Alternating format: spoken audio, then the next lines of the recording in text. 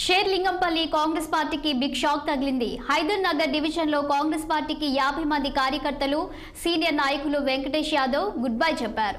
అనంతరం ఎమ్మెల్యే మాధవరం కృష్ణారావు ఆధ్వర్యంలో బీఆర్ఎస్ పార్టీలో చేరారు. గులాబీ కండువా కప్పి పార్టీలోకి స్వాగతించారు ఎమ్మెల్యే మాధవరం కృష్ణారావు. మళ్లీ కేసీఆర్ వస్తేనే తెలంగాణ రాష్ట్రం అభివృద్ధి చెందుతుందని సీనియర్ నాయకులు వెంకటేష్ యాదవ్ పేర్కొన్నారు.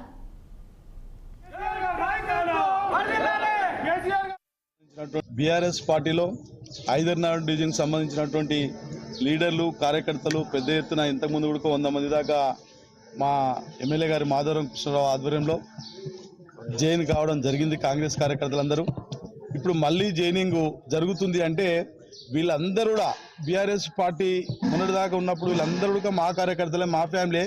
ఏదో వచ్చిండు సీఎం రేవంత్ రెడ్డి గారు, ఏదో ఎలగబెడతాడు, ఏదో రాష్ట్రాన్ని అది చేస్తాడు, యువతను ఏదో చేస్తాడని చెప్పేసి ఆకర్షితులైపోయారు. ఆడ ఏం లేదని తెలుసుకొని శూన్యమైంది. ఆడ శూన్యం, మొత్తం మైదానం అంతా ఖాళీగా ఉందని చెప్పేసి మళ్ళీ రివర్స్ అయిపోయింది. మొత్తం రివర్స్ అయిపోయి మొత్తం మా కార్యకర్తలు, మా ఫ్యామిలీ అంతా కాకుండా ఎక్స్ట్రా మళ్ళీ కాంగ్రెస్ కార్యకర్తలు మొత్తము బీఆర్ఎస్ గుడికి చేరడం జరుగుతుంది.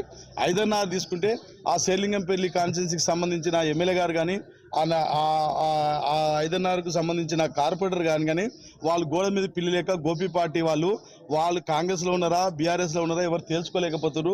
ఆ దళితులు పనిచేయక ఇబ్బంది పెట్టి కార్యకర్తలను పొట్టలు పెట్టి చూసుకోలేక అందరూ కూడా వాళ్ళ మీద విరక్తి చెంది మొత్తం డివిజన్ డెవలప్మెంట్ కొరకు మాధవరం కృష్ణారావు కుకుట్పల్లి పక్కన కాన్స్టిట్యున్సీ చూడండి ఎంత డెవలప్ అయిందో, పక్కన శేర్లింగంపల్లి చూడండి ఎక్కడ శేర్లింగంపల్లి హైదరాబాద్కు గుండెకాయ లాంటిది.